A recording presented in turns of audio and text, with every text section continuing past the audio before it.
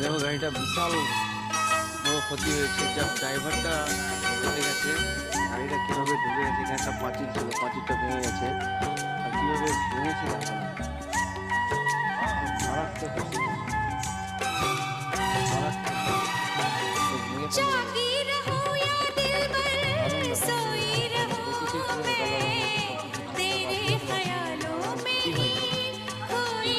হয়েছে বিশাল বোঝাই পাথর গাড়ি, একদম বিশাল অবস্থা। প্রথমে দেখালাম বাড়ির বাড়ি থাকে না, এটা ভাঙা বাড়ি বলে রাস্তা থাকে, ভয়ঙ্কর একটা ভয়ঙ্কর জিনিস।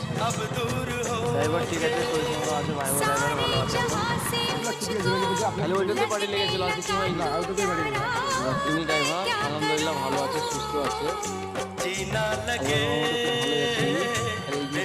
লেগেছে ওকে মাথাতে, এইটাই।